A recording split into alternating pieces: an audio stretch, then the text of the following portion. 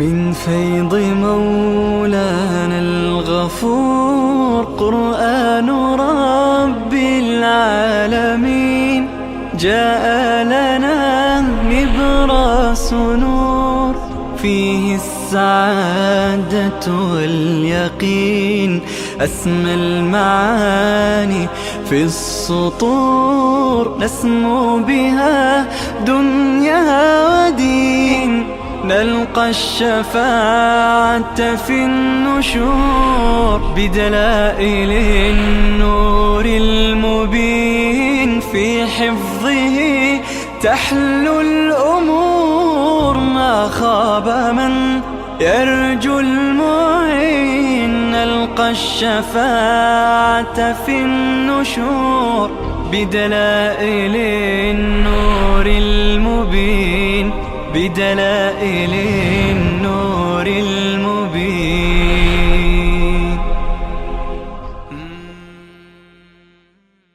أعوذ بالله من الشيطان الرجيم. بسم الله الرحمن الرحيم. أم حسبتم أن تدخلوا الجنة بازم تسلی مسلمانان بهشت مفت نیست. ام حسبتم ان تدخلوا الجنه آیا شما گمان میکنید که وارد بهشت میشید ولما یعلم الله الذین جاهدوا منکم هنوز الله معلوم نکرده کسانی را که جهاد میکنن از شما یعنی ظاهر نفرموده و یعلم الصابرین و همچنین الله هنوز ظاهر نفرموده صابران را و یعلم الصابرین کسانی که صابر بودند الله اونها را هنوز ظاهر نکرده. ظاهر میشن با شکست، با شهادت، با مشکلات و همچنین اکنون ملامت میفرماید بر این شکست که کسانی که ناراحت هستند اونها را ملامت میفرماید. الله می فرماید ولقد کنتم تمنون الموت بدرستی شما از قبل تمنای مرگ می کردید. مرگ منظور هی الشهاده روح المعانی. مراد از مرگ چیه؟ شهادت. عنایت بفرمایید که در جنگ بدر تعداد محدودی از صحابه همراه بودن. خیلی از صحابه نتونستن، یک هو حرکت شد نبودند، نتونستن بیاند در جنگ بدر شریک بشن. بعدا افسوس میخوردن میگفتن کاش یک بار دیگر، گرچه در آیه دیگه هم میاد، یک بار دیگر با دشمن روبرو میشدیم. تعدادی از صحابه مخلص از بدریین در بدر شهید هم شدن، 5-6 نفری. لذا هر کس تمنا میکرد وقتی که فضیلت شهید و شهدا را شنیدن، هر کس از این صحابه میگفتن کاش ما روبرو میشدیم در جنگ با دشمن و شهید میشدیم. اکنون الله میفرماید مگر شما خودتون تمنای شهادت نکردید؟ الان چرا ناراحتید؟ ولقد کنتم تمنون الموت بدرستی که شما تمنای شهادت کردید من قبل ان تلقوا قبل از اینکه او را بیابید. فقد رأیتمو الان بدرستی که شما آن را دیدید و انتم تنظرون شما نگاه می کردید، می دیدید که چطور شهادت آمد، یک به یک شما را شهید کردند. لذا جای نگرانی نیست، بیشتر از این غم نخورید. و ما محمد الا رسول هم اشاره به جریانی هست در احد که منافقین مشرکین دنبال رسول الله صلی الله علیه و سلم بودند و در صدد شهادت رسول الله. همیشه در جنگ به هر حال سعی میکنن کسی که در رأس هست، امیر هست، فرمانده کل هست، او را بزنند، از پای در بیاورند، اون وقت پیروزی اعلام میشه. لذا حضرت مصعب ابن عمیر رضی الله تعالی عنه که یکی از صحابه مخلص است، از اولین کسانی که به عنوان معلم، اولین معلم مدینه طیبه به عنوان معلم فرستاده شد، و مصعب که ناز پرورده مکه بود، از اشراف و از سرمایداران مکه بود، ولی به خاطر دین هجرت کرده بود. مصعب شباهت های با رسول الله صلی الله علیه و سلم داشت و اون بدبخت و شقیه که بر مصعب حمله کرد و وقتی که دید علم و پرچم به دستش هست فکر کرد که رسول الله هست و زد حضرت مصعب را از پشت و شهید کرد. بعدا اعلام کرد که الا ان محمدا قد قتل، محمد کشته شد، محمد را کشتم. و هی فریاد میزد و شاد بود و بر اسبش میدوید. دیگه این شایعه وقتی که در میان صحابه افتاد، صحابه روحیه خودشون را از دست دادند. صحابه چیزی که بیشتر باعث عقب نشینی شد و به طرف احد رفتند و متفرق شدند، متشتت شدند، این خبر بود.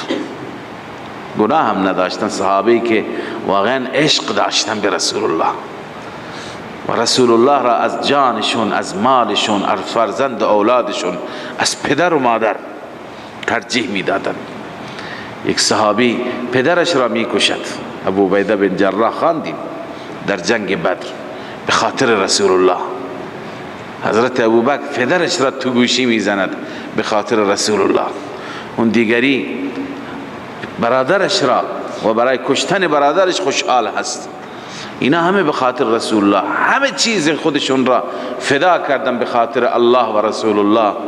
وقتی که در عین جنگ به اونها خبر برسه که رسول الله کشته شده، شهید شده، چه حالتی خواهند داشت؟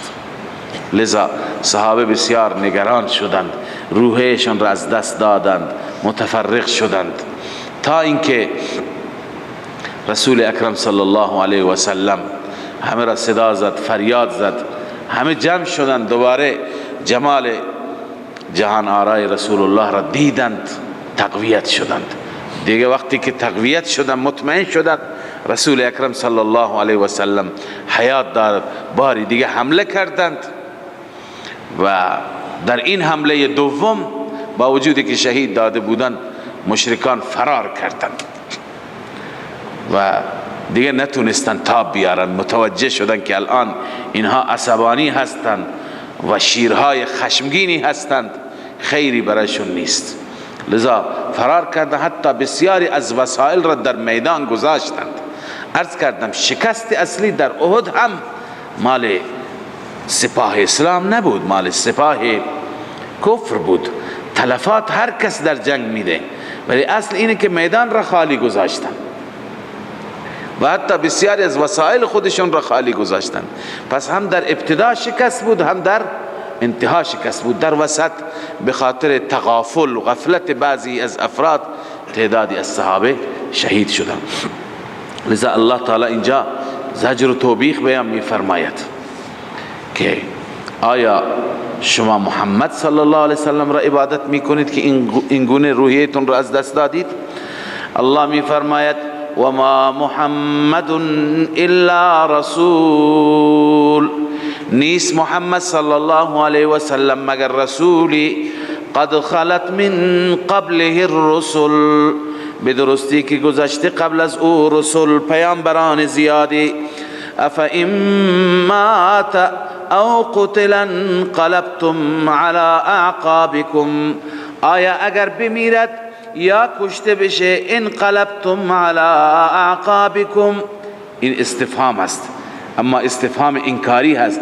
آیا بر میگردید على اعقابكم، بر اعقاب، عقب میگن پشت پارا، یعنی به عقب بر میگردید.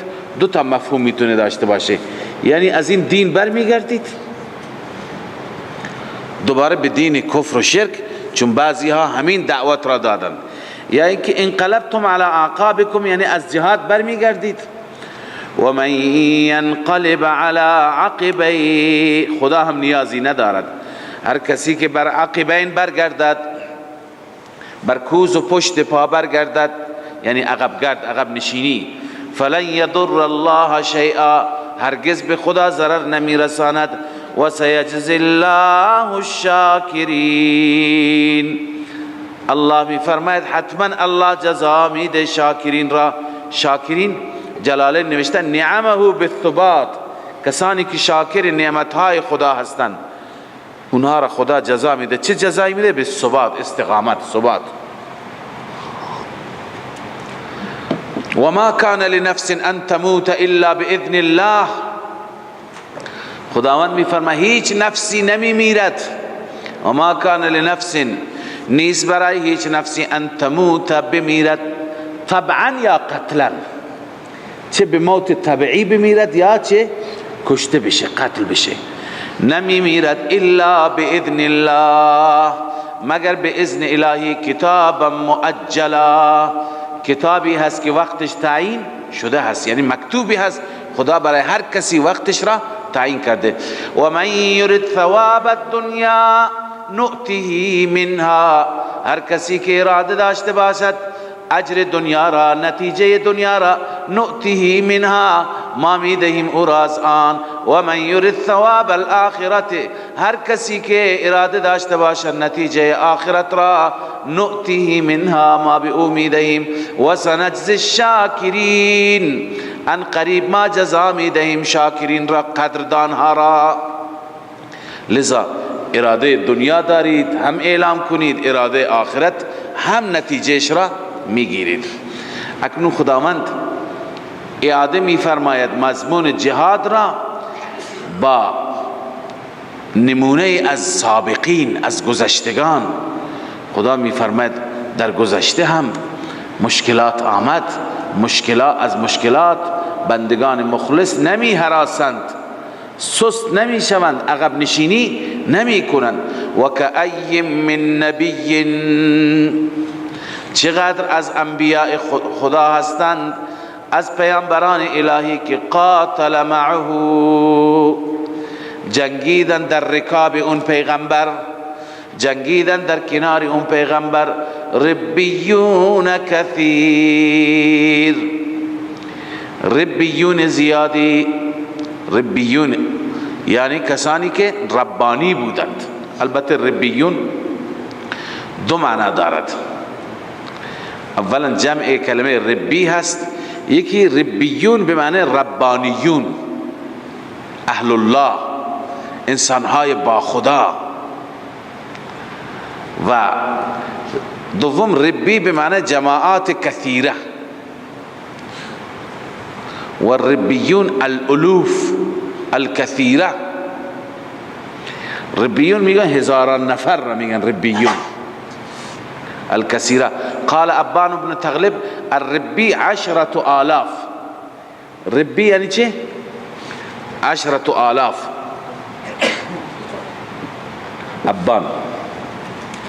ابان بن تغلب الربی 10,000. قرطبی. خب پس ربیون یا معنیش چی هست؟ هزاران نفر. لذا شما هم مثل اونها هستید. یا اینکه ربیون انسانهای با خدا، اهل الله. لذا الله می فرماید قاتل معه ربیون کثیر، جنگیدن در رکاب اون پیغمبر، در کنار اون پیغمبر، همراه با اون پیغمبر انسانهای با خدای زیادی. فما وهنوا لما اصابهم فی سبیل الله. الله می فرماید، تعریف میکنه صابرین را، سست نشدند، ضعیف نشدند برای آنچه که به اونها رسید در راه الله. و ما ضعفوا، ضعیف نشدند. و ما استکانوا، عاجز نشدند در مقابل دشمن، در مقابل دشمن عاجز نشدند. والله يحب الصابرین، الله دوست دارد صابرین را، کسانی که صبر میکنند، استقامت میکنند در جهاد و به خاطر الله سختی ها را تحمل میکنند. صابرین را در هر موضوعی الله دوست دارد. کسانی که صابر هستند چه در راه الله استقامت دارند، یا کسانی که صابر هستند در وقت مصیبت، یا کسانی که صابر هستند بر طاعات استقامت میکنند، یا کسانی که صابر هستند بر ترک گناهان صابر هستند. الله همه صابرین را دوست دارد. و ما کان قولهم، اینجا خداوند پختگی قولشون را و متانت قولشان را بیان می‌فرماید و نقل می‌فرماید. و ما کان قولهم، نبود قول آنان، الا ان قالوا، مگر اینکه گفتن ربنا اغفر لنا، بار اله ما را ببخشای، ذنوبنا، گناهان ما را، و اسرافنا، و زیادتی ما را، اسراف ما را یعنی از حد گذشتن ما را، فی امرنا، در که اسراف کردیم، و ثبت اقدامنا، ما را ثابت قدم و استقامت عنایت بفرما، و انصرنا علی القوم الكافرین، ما را بر قوم کافران یاری ده، ما را نصرت بده. الله می فرماید همیش این گونه دعا کردن. وقتی که این گونه دعا کردن، فاعطاهم الله ثواب الدنیا، این ثمره دنیوی، نتیجه دنیوی. الله می فرماید خدا به اونها داد نتیجه دنیا را. نتیجه دنیا چیه؟ فتح و ظفر، فتح و ظفر یا نصرت و فتح بنویسید. خداوند به اونها داد در دنیا.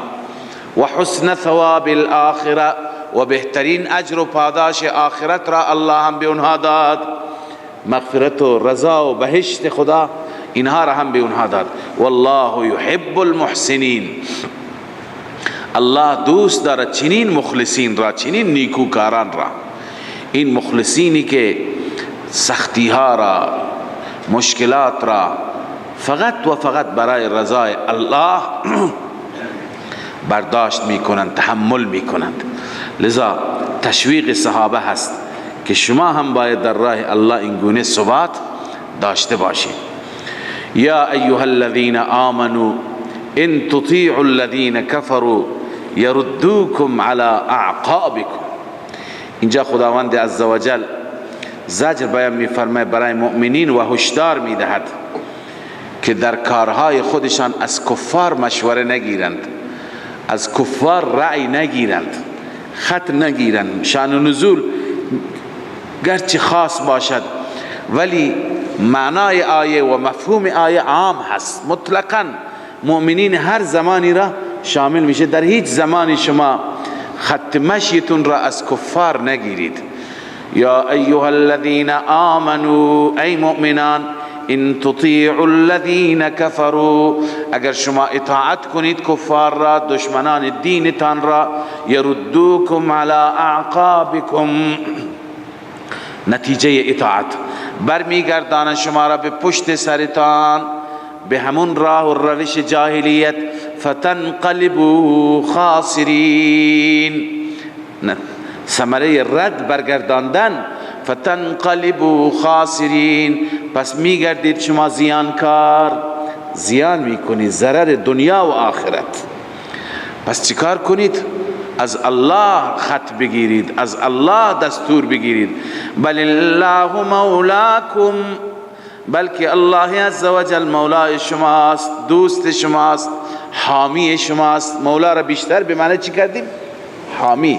کافر دشمن خدا حامی شما نمیشه، الله حامی شماست. و هو خیر الناصرین، بهترین یاری کننده هست، بهترین یاور هست، بهترین کمک کننده هست. از الله خط بگیرید، دستور بگیرید. سنلقی فی قلوب الذین کفروا، هم تسلی هست هم نمونه نصرت. ان قریب ما القا میکنیم، می اندازیم در دل کسانی که کفر کردند رعب را، وحشت دنیوی را. بما اشرکوا بالله، این سبب رعب هست. رعب به سبب شرک است، به سبب آنکه آنها شرک کردن به خدا، شریک گرفتن. کی را شریک گرفته؟ ما لم ينزل به سلطانا، ما یعنی اون معبودانی را که لم ينزل، نازل نفرموده خداوند، به یعنی به معبودیته، به معبودیت اونها، سلطانا هیچ نوع دلیلی، نه عقلا نه نقلا. اینها آمدند و با خدا شریک قرار دادند، آلهی را، خدایانی را که خداوند نسبت به خدایی بودن اونها و اله بودن اونها هیچ مدرکی نفرستاده، یعنی هیچ خدا نگفته. و مأواهم النار، خب اون ثمره دنیوی شرک بود که خداوند مرعوب میگرداند مشرکان را، همیشه ترسو هستند. در آخرت مأواهم النار، جایگاهشان آتش جهنم است. و بئس مثوى الظالمین، ثمره اخروی شرک، بسیار بد است جایگاه ظالمین. بله، ولقد صدقكم الله وعده، از اینجا خداوند عزوجل علت اصلی و دلیل اصلی این شکست را که در احد انجام گرفت بیان می فرماید. در رابطه با این آیات علامه نصفی نوشته که قال ناس من اصحابه، گروهی از اصحاب رسول الله، مردمانی اصحاب رسول الله گفتند من این اصابنا هذا، این از کجا به ما رسید این شکست؟ و قد وعدنا الله النصر، در حالی که خداوند با ما وعده کمک کرده بود، وعده نصرت بود. تفسیر مدارک، از کجا این شکست به ما رسید؟ الله عزوجل در این آیات بیان می فرماید که ولقد صدقكم الله وعده، خداوند وعدهش را محقق کرد. اذ تحسونهم باذنه، در ابتدا که شما اونا را قطع می کردید، تحسونهم یا تقطعونهم، ابتدا صحابه مثل اینکه کسی سر گوسفندان را چگونه قطع بکند و ببرد همونطور می زدند و می رفتند جلو، و مشرکان هی شکست می خوردند و عقب نشینی می کردند تا اینکه فرار کردند. خدا می فرماید من وعده ام را با شما عملی کردم، اما شما وعده تون را با رسول من عملی نکردید. جریان چی بود؟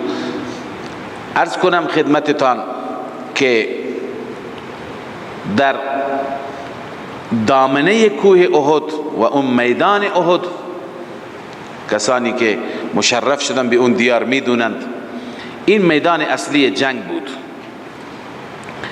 و قسمت راستش یک تپه‌ای هست، تپه‌ای که پشت تپه دید ندارد،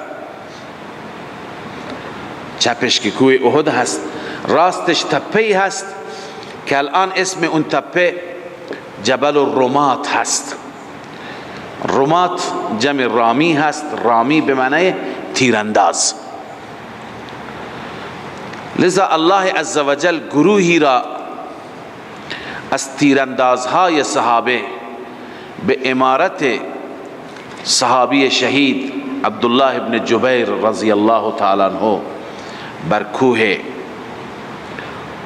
همین تپه گذاشت و دستور داد که شما اینجا در واقع پشت جبهه را بگیرید، مبادا دشمن پیشبینی که رسول الله می فرمود همون پیشبینی محقق شد، مبادا دشمن از پشت به ما حمله نکند.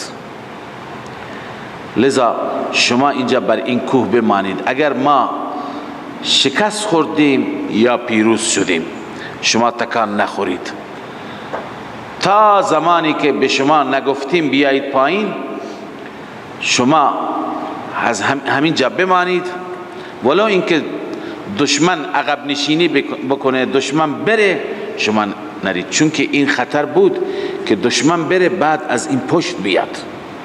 صحابه پایین بودند، در میدان بودند، لذا 50 نفر بودند از تیراندازان و تیر و کمان به دست اونها بود.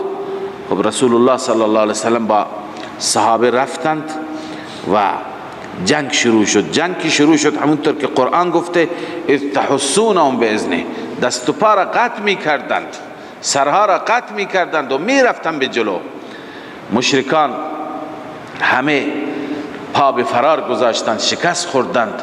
مشرکان هم با چه اهمیتی آمده بودند، جوانان را، زنان خواننده چنان ترانه ها می خواندند و تشجیع می کردند که آبا و اجداد شما را اینها کشتند، شما باید انتقام بگیرید.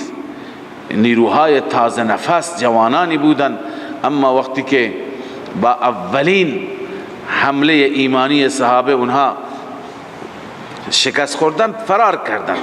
فقط میمنه لشکری اونها یا میسره بود یا میمنه بود، اون کسی که در قسمت راست یا چپ لشکر هست، سیدنا خالد ابن ولید که اون روزها مسلمان نشده بود در رأس این لشکر بود و 250 نفر سوار داشت. 250 نفر فقط زیر دست حضرت خالد بودند و اینها از همون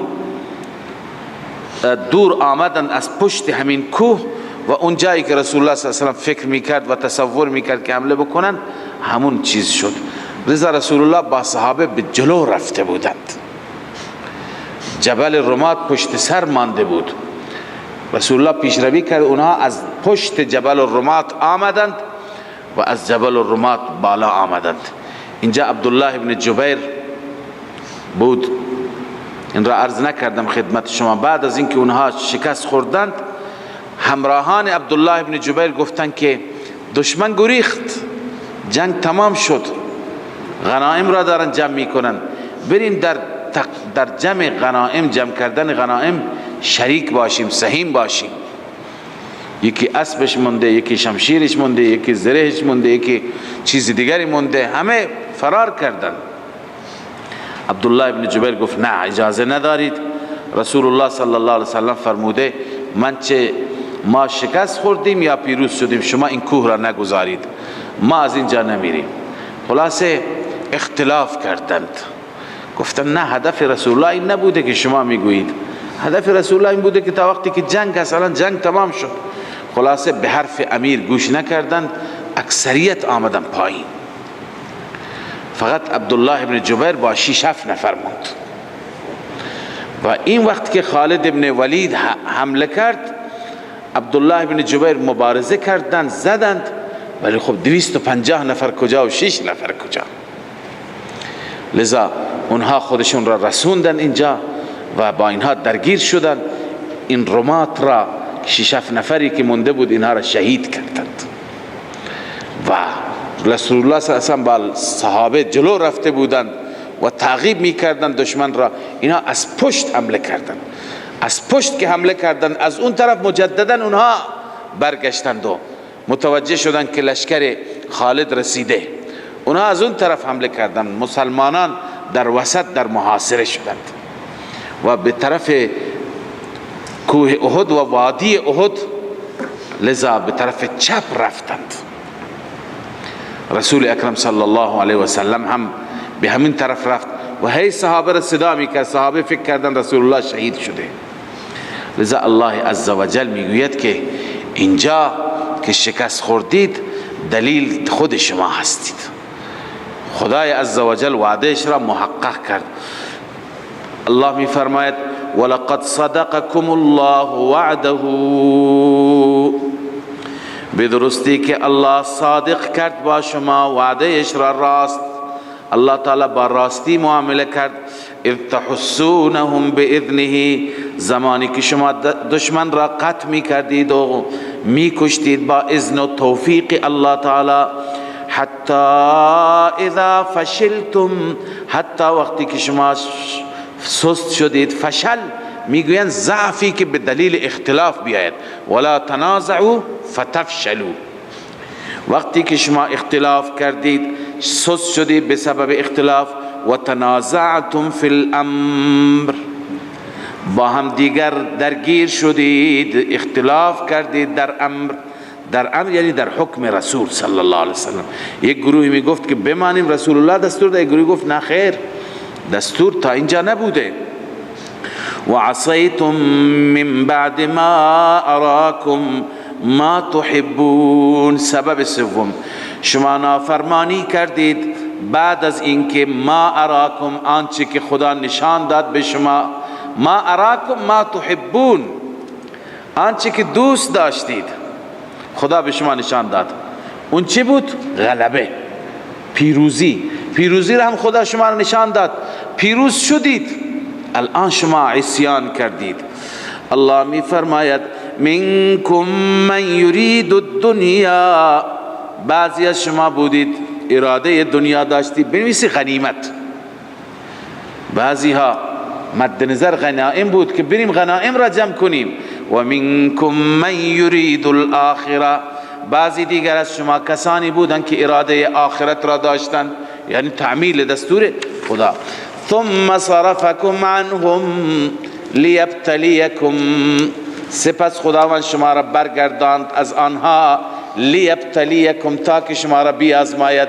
این تسلی هست، یعنی خداوند شما به طرف دشمن میرفتید دیگه روی شما برگردانده شد، به طرف پیروزی از پیروزی منصرف شدید، به طرف شکست دیگه. هدف چیه؟ هدف این شکست چی بود؟ الله تعالی تسلی میده، لیبتلیکم، تا که خدا شما را بیازماید. قبلا خواندیم تا که شهدا را مشخص بکنه، مجاهدین را و ثابت قدمان را مشخص بکنه. اما الله عزوجل تسلی دیگه میده، این تسلی مهمتر است. ولقد عفا عنکم، ببینید خداوند در همون میدان نقدن معافیشون کرد، نگذاشت 1400 سال بعد ما بیایم زبانهای خودمون را آلوده بکنیم و از لبگشایی بکنیم به طرف اونها. اونم با چه کلمات تاکید. لام برای تاکید هست یا نیست؟ قد هم برای تاکیده، نه؟ تاکید به درستی، بدون شک، به تحقیق. عفا عنکم، خدا شما را بخشید، معاف کرد. خدا بخشیده، الان مردم نمی بخشند، نبخشند. والله ذو فضل علی المؤمنین، الله عزوجل دارای فضل است بر مؤمنان. خدا فضل می فرماید، فضل فرمود بر شما. خب صرفکم قبلا خواندیم الله تعالی روی شما را برگرداند، اکنون این متعلق صرفکم هست. صرفکم اذ تسعدون، شما برگشتید، رویتون برگشت چه زمانی؟ اذ تسعدون ولا تلوون علی احد، وقتی که در وادی بالا می رفتید. سعود می گویند انسان به طرف کوه بالا بره. وقتی که بالا می رفتید، ولا تلوون علی احد، و شما توجه نمی کردید. لوا می گویند گردن را برگرداندن. و شما توجه نمی کردید بر هیچ کسی، در حالی که والرسول یدعوکم، رسول صلی الله علیه و سلم شما را میخواند فی اخراکم، پایین شما بالایی میرفتید، رسول الله صلی الله علیه و سلم اخرا بود، یعنی پشت سر بود، پایین بود. شما را رسول الله صلی الله علیه و سلم صدا میکرد. فاثابکم غما بغم، الله میفرماید به شما رسید، به شما الله آورد برای شما غمی بغمی، غم بر غم، یا غم به سبب غم. غمی به سبب غم. این غم که بر شما آورد چی هست؟ همین شکست. به سبب غم، به سبب این که شما رسول الله را، حکم رسول الله را تعمیل نکردید. ببین روح المعانی نوشته ای اثابکم غما بسبب غم اذقتموه رسول الله صلی الله علیه وسلم. خداوند به شما غم داد، یعنی شکست، به سبب غمی که شما رسول الله را چشانیدید. بعصیانکم له و مخالفتکم امره، عصیان کردید ایشون را و امرش را مخالفت کردید. لذا فاثابکم غما بغم، به شما غم رسید، یعنی شکست رسید به سبب ناراحتی که برای رسول الله آوردید. اما این شکست را الله عزوجل برای شما بیان کرد اکنون، یا این مطالب را ما بیان میکنیم لکی لا تحزنوا علی ما فاتکم. این لکی لا متعلق فعلی هست شبیه این، یعنی قد بینا، قد اوضحنا، ما برای شما توضیح دادیم. لکی لا تا که شما غمگین نباشید، علی ما فاتکم، بر آنچه که از شما فوت شده، یعنی منافع از دست شما رفت. ولا ما اصابکم، و همچنین غمگین نباشید بر آنچه که الله به شما رسانیده. والله خبیر بما تعملون، الله خبر دارد به آنچه که شما عمل میکنید، از اعمال شما خوب خبر دارد. اما الله عزوجل غم را تا آخر ادامه نداد. ثم انزل علیکم من بعد الغم امنة، الله می فرماید سپس نازل فرمود بعد از غم امنة، امن را، آرامش. اون آرامش چی بود؟ نعاسا، این بدل از امنة هست. خداوند نوم خفیف آورد. میدونید که خواب و استراحت باعث چی میشه؟ کاسته شدن غم میشه، فراموش شدن غم میشه.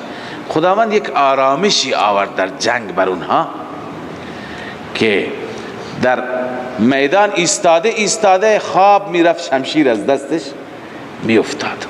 لذا الله میفرماید امنة، آرامشی آورد، یعنی نعاسا، نعاس چرت، خواب خفیف. یغشا طائفة منکم،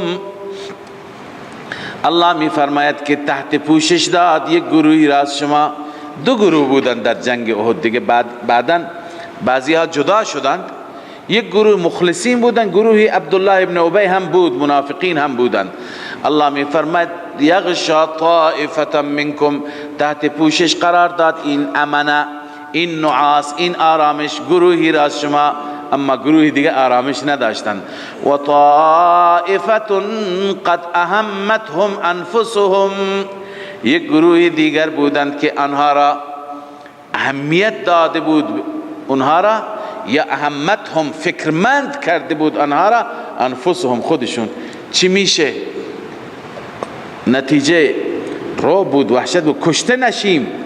یظنون بالله غیر الحق ظن الجاهلیه، اینا منافقان بودن. الله می فرماید یظنون، گمان میکردن نسبت به خدا، غیر الحق ظن الجاهلیه، گمان جاهلیت. خب اولا اینها کی بودند؟ علامه اندلسی در بحر المحیط میگه اجمع المفسرون على ان هذه الطائفه هم المنافقون. اجمع المفسرون على ان هذه الطائفه هم المنافقون. مفسران اتفاق نظر دارن که اینا منافقون هستند. یظنون بالله غیر الحق، منافقان غیر حق گمان میکردن، ظن جاهلیت داشتن. ای یظنون ان خلاف وعده تعالی حاصل، این گمان بدشون بود. میگفتن خدا العیاذ بالله خلاف وعده کرد، وعده کرده بود که من شما را کمک میکنم، کمک نکرد. وعده یاری و نصرت بود، نشد. پس این بود یظنون بالله غیر الحق ظن الجاهلیه. یقولون هل لنا من الامر من شیء، یقولون هل لنا من الامر من شیء، آیا ما در این امر جایگاهی داریم؟ یعنی چه؟ این استفهام هست، استفهام انکاری. یعنی هل لنا ما لنا، هل لنا یعنی چه؟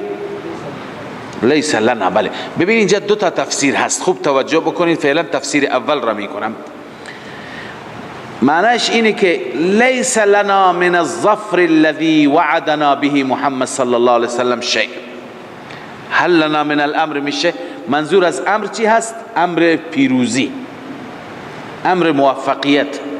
آیا ما در این موفقیت سهمی داریم؟ نه خیر، نداریم. همون که گفتم چه گمانی میکردن که خداوند وعدهش را عمل نکرد.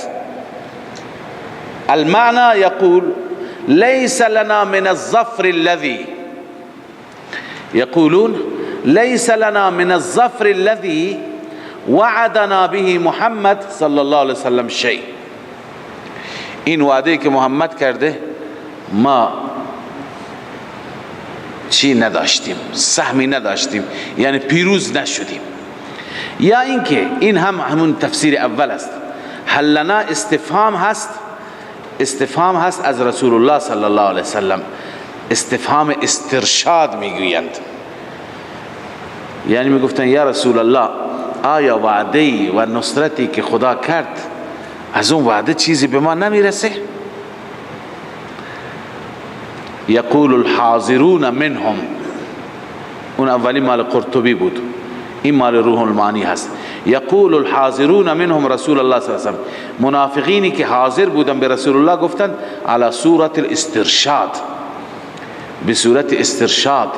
هل لنا من امر الله تعالی وعده بالنصر شیء، آیا وعده الهی که با ما کرده، وعده نصرت، وعده یاری، آیا چیزی برای ما هست؟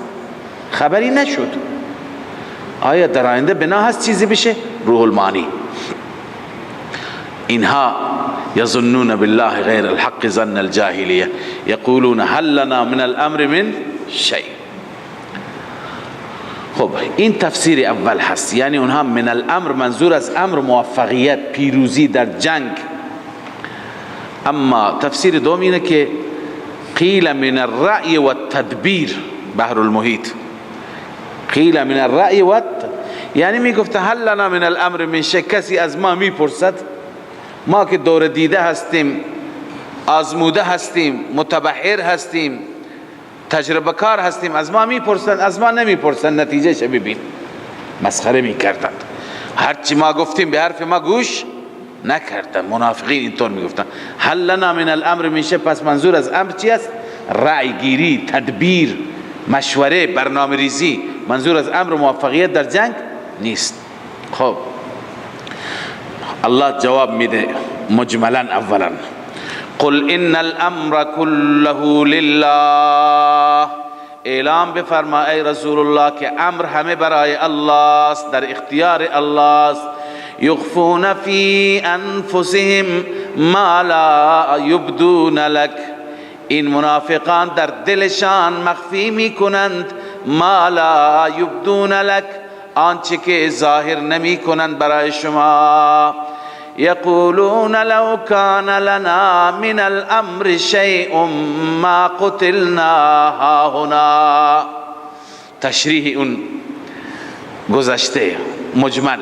یقولون میگویند لو کان لنا من الامر، اگر بود برای ما از این امر، یعنی امر جهاد، تدبیری بود، رأی بود، اختیاری بود.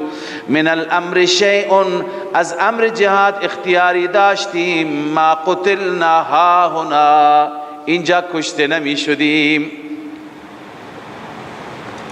یا اینکه اگر خداوند به ما ذره فتح و نصرت میداد، به وعدهش عمل میکرد، ما اینجا کشته نمی شدیم. الله می فرماید پس اینطور شما به وعده خدا محقق نشده که کشته شدید.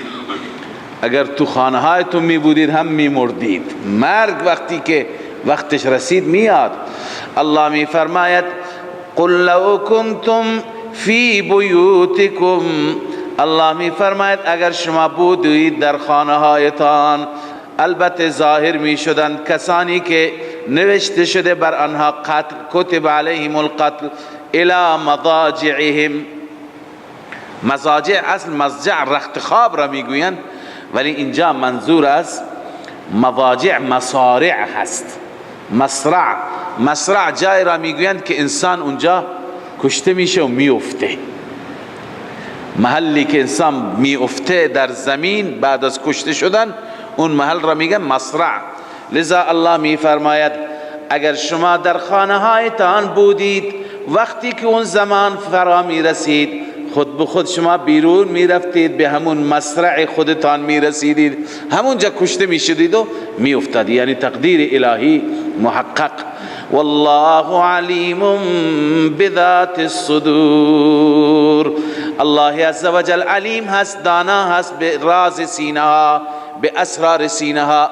ان الذين تولوا منكم، باز هم الله تعالی درباره این صحابه یادآوری می کند، صحابه که اینجا لغزش کردند. اشتباه کردن، شیطان فریبشون داد، من خدا معافشون کردم. خدا میدوند که انسانهایی بعد از سالهای سال، بعد از قرنهای قرن می آیند و بر اینها خورده می گیرند، بر این جماعت پاکان، بر این جماعت مخلصین می آیند و انتقاد می کنند، اونها را تحت توپ و تشر قرار می دهند. چرا چنین کردند؟ چرا چنان کردند؟ لذا الله عزوجل می گوید من معاف کردم، من معاف کردم، شما معاف نمی کنید نکنید. باز هم با چه تأکیدی؟ الله می فرماید ان الذين تولوا منكم، بدرستی کسانی که پشت دادند از شما، یوم التقى الجمعان، در آن روزی که دو جمع با هم برخورد کردند، در روز احد که جنگ کفار و مشرکین، جمع کفار و مشرکین با هم دیگر ملاقات کردند، اون انسان هایی که پشت دادند فرار کردند، انما استزلهم الشیطان، جز این نیست که آنها را لغزاند شیطان، به بعض ما کسبوا، به سبب بعض آنچه که کسب کردند. الله می فرماید عمل کرد اونها و نافرمانی امیر اونها باعث شد که شیطان اونها را بلغزاند. اما الله مجددا دوباره است، ببین بار دوم اعلام معافی می کند، ولقد عفا الله عنهم، اونجا به خود اونها گفت من شما را بخشیدم، معاف کردم، نگران نباشید. الان به ما میگه شما چه کارید؟ ولقد عفا الله عنهم، بدرستی که الله عزوجل با همون تأکید بدون شک به تحقیق الله عزوجل معاف کرد آنان را. ان الله غفور حلیم، بدرستی که الله عزوجل بخشاینده و بردبار است، تحمل دارد. الله تعالی مثل شما انسان ها نیست، عجول نیست، الله حلیم هست، بخشیده بندگان خودش را. لذا برای کسی دیگر بعد از اینکه خداوند اونها را مورد عفو قرار داد، جائز نیست، درست نیست که بیاید و درباره اونها بله لب گشایی بکند. لبرز الذين كتب عليهم القتل الى مضاجعهم وليبتلي الله ما في صدوركم وليمحص ما في قلوبكم.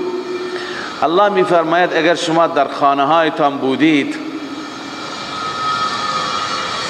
هم قتل می آمد، کتب علیهم القتل الى مضاجعهم. چرا؟ وليبتلي الله ما في صدوركم، تا اینکه خداوند مورد ابتلا قرار بده، امتحان بکند آنچه که در دل شما هست. در دل محل چیه؟ دل محل ایمان است. یعنی خداوند میخواست ایمان شما را چی بکند؟ آزمایش بکند. ولیمحص ما فی قلوبکم، آنچه که در دل بود خدا خالصش بکند، خالص بکند که آیا این ایمانش مخلصانه هست یا نیست. ببینید اینجا معنای آیه را، معنای همین آیه را قل لو کنتم فی بیوتکم لبرز الذین کتب علیهم القتل نوشتند. معنای آیه این هست که این در تقدیر بوده.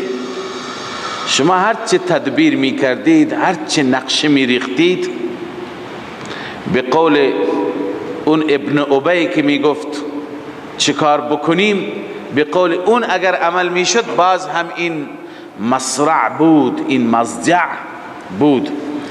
علامه خازن جالب نوشته و معنی الآیت ان الحذر لا ينفع من القدر، و معنی الآیت ان الحذر لا ينفع من القدر. حذر چیه؟ همین که انسان احتیاط بکند، همین که انسان برنامه ریزی بکند. این حذر از قدر برای قدر مفید نیست، تقدیر کار خودش را می کند. وقتی به طور مثال وقت مرگ فرا برسد، شما تو 7 تا قلعه مخفی بشو، ان الحذر لا ينفع من القدر. انسان که احتیاط بکند، احتیاط از برای تقدیر مفید نیست. و التدبیر لا یقاوم التقدیر، و التدبیر لا یقاوم التقدیر. تدبیر انسان، برنامه‌ریزی انسان با تقدیر نمیتواند مبارزه بکند، جلوی تقدیر را بگیرد. فالذین قدر علیهم القتل، پس معنی این هست اون کسانی که خداوند برای آنان قتل و کشته شدن را مقدر کرده و قضاه فیصله کرده و حکم به علیهم، بر آنها حکم صادر کرده که باید اینها کشته بشن، لابد ان یقتلوا، لابد ان یقتلوا، باید کشته بشند. خازن. پس فالذین قدر علیهم القتل، اونهایی که خداوند قتل را برای اونها مقدر کرده و قضاه و نوشته قضاوت کرده و حکم به علیهم، بر آنها فیصله کرده که باید کشته بشن، شهید بشن، لابد ان یقتلوا. پس الله می فرماید ولیبتلی الله ما فی صدورکم، الله عزوجل می خواهد که ای فعل ذلك، این ولیبتلیه علت چی هست؟ فعل ذلك لمصالح جمه وللابتلاء. خداوند این کار را انجام داد به خاطر مصالح بسیار زیادی. اون مصالح چی است؟ ولیبتلی الله ما فی صدورکم، تاکه الله بیازماید آنچه که در دلهای شماست، ولیمحص ما فی قلوبکم، خالص بگرداند آنچه که در دلهای شماست، یعنی ایمان شما را. والله علیم بذات الصدور، اما الله عزوجل علیم هست به اسرار سینه ها. خدا از اسرار سینه ها خبر دارد از قبل، بدون امتحان، بدون آزمایش، ولی میخواهد برای همگان چی بکند؟ مشخص بکند. لذا الله می فرماید ان الذين تولوا منكم، بدون شک کسانی که پشت دادن از شما، یوم التقى الجمعان، روزی که ملاقات کرد هر دو جمع، انما استزلهم الشیطان، جز این نیست که لغزاند آنها را شیطان، به بعض ما کسبوا، به بعض آنچه که کسب کردند. اما الان اعلام عفو می کند، ولقد عفا الله عنهم، البته که به تحقیق خداوند اونها را معاف کرد. ان الله غفور حلیم، بدون شک خداوند بخشاینده و بردبار هست. یا ایها الذین آمنوا لا تكونوا كالذین كفروا وقالوا لاخوانهم. الله تعالی اینجا زجر برای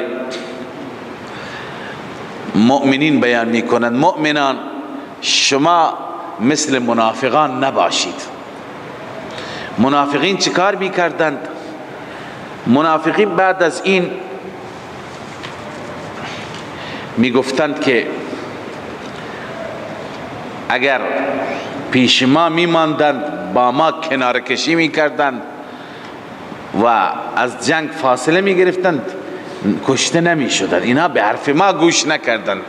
الله میفرماید یا ایها الذین آمنوا، ای مؤمنان، لا تکونوا کالذین کفروا، شما نباشید مثل کفار. منافقین هستند اینا.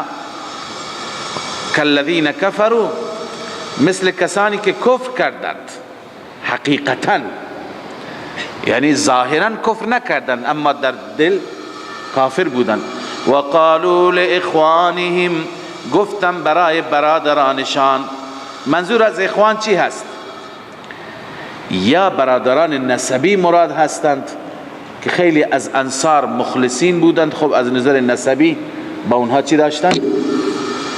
خویشاوندی داشتند، برادری داشتند. یا اینکه به منافقین خودشون برادران نفاقی. اینجا تفسیر مدارک گفته فی حق اخوانهم من النسب او من النفاق، فی حق اخوانهم من النسب او من النفاق، در حق اونها گفتن. یا هم مذهبان یا هم نسبها. گفتن اذا ضربوا فی الارض، وقتی که رفتن در زمین یعنی سفر کردن برای جهاد، او کانوا غزن، یا که آنها بودن در غزوه، چی گفتن؟ لو کانوا عندنا ما ماتوا، اگر بودن نزد ما ماتوا، نمی مردند، و ما قتلوا، کشته نمی شدند. الله تعالی می فرماید که این گونه می گویند، شما مثل اونها نگید. لیجعل الله ذلك حسرة في قلوبهم. لیجعل الله بعضا متعلق فعل مقدر است، بعضی گفتند ای فعلوا ذلك لیجعل الله ذلك، بعضی گفتند القى الله ذلك الاعتقاد في قلوبهم. القى الله، خداوند این اعتقاد را در دلشان قرار داد.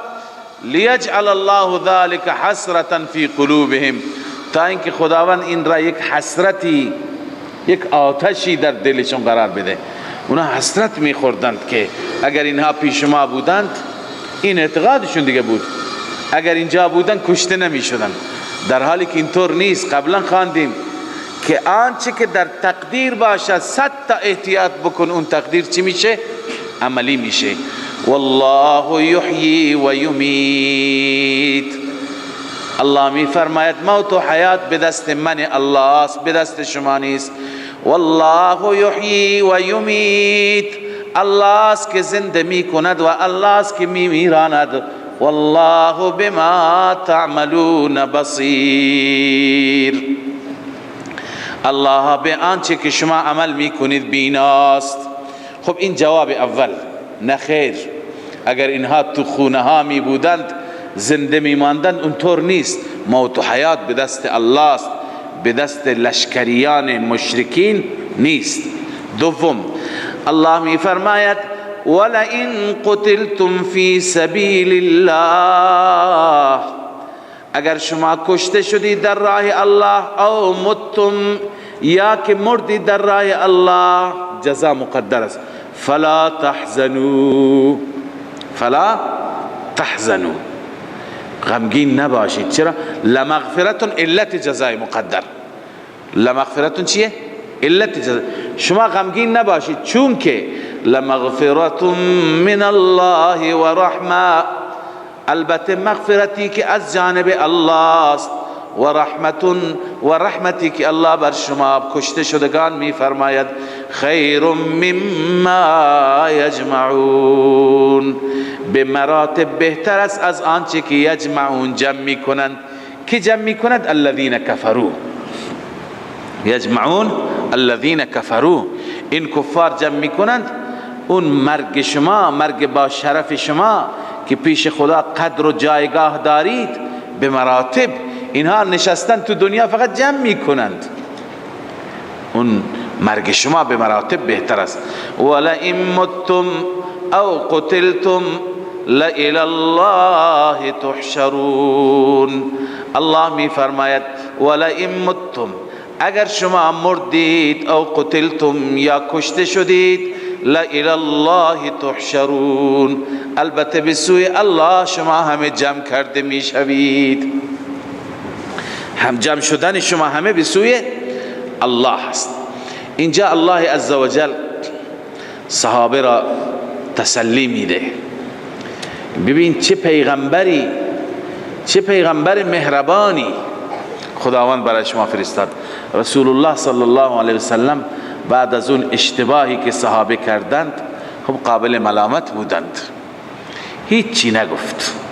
اخلاق والای رسول الله این بود، کوچکترین توبیخی نکرد. خداوند در قرآن توبیخ کرد اما رسولش نکرد. الله می فرماید ببین این اخلاق رسول الله است، باید پیروان راستین رسول الله هم این اخلاق را داشته باشند. فبما رحمت من الله لنت لهم، تسلی صحابه و منت اول. فبما رحمت من الله لنت لهم، بسبب رحمتی از جانب الله، لنت لهم، تو نرم شدی برای آنها، نرم هستی، نرمی اختیار میکنی.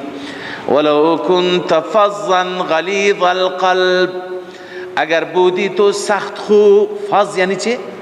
سخت خو بودی، غلیظ القلب سنگ دل بودی، سخت دل بودی، لانفضوا من حولک، البته این جماعت متفرق می شد از اطراف تو. لذا ای پیغمبر تو اخلاق والایی داری، از کجا داری؟ رحمت الله است بر تو، این لطف الله است. لذا اکنون که اینها اشتباه کردند، فاعف عنهم، آنها را معاف کن، از اونها درگذر باش. واستغفر لهم، برای آنان از پروردگار معافی بخواه، مغفرت بخواه، یعنی کما فی السابق در دعاهای اونها را یاد کن، برای اونها دعای خیر کن.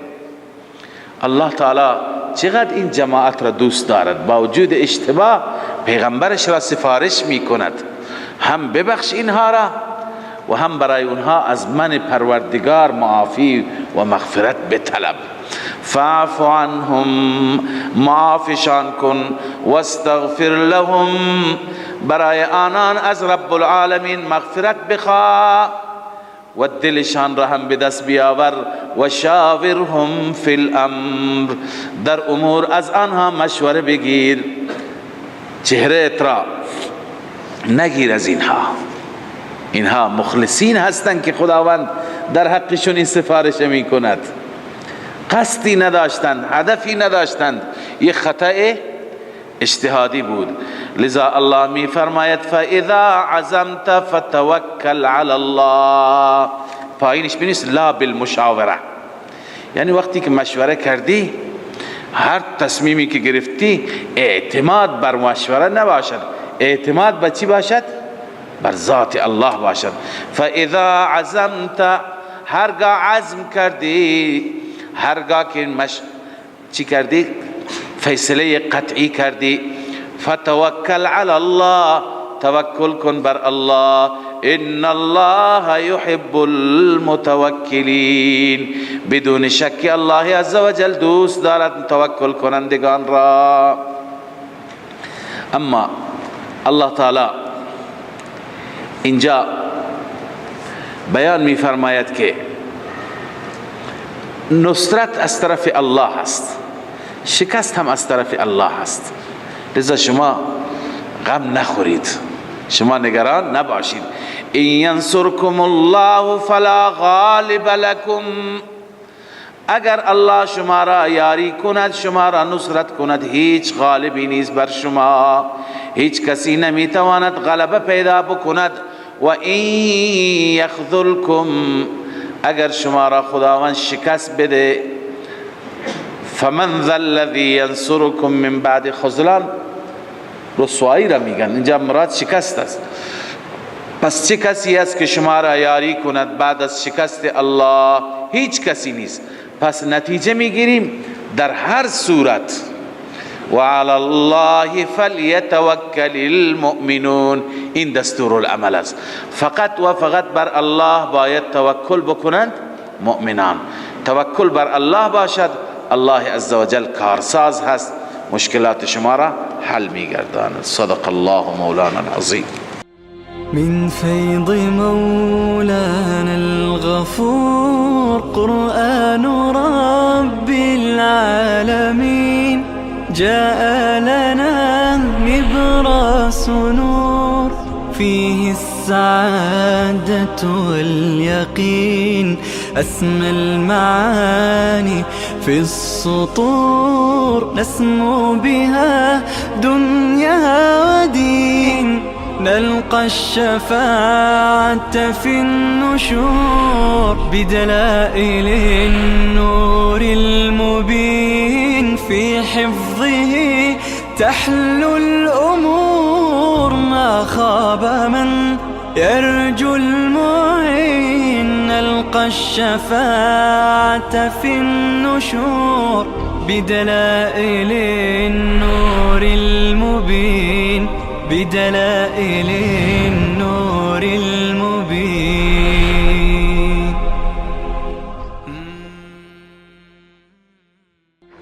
من فيض مولانا الغفور قرآن رب العالمين، جاء لنا نبراس نور فيه السعادة واليقين.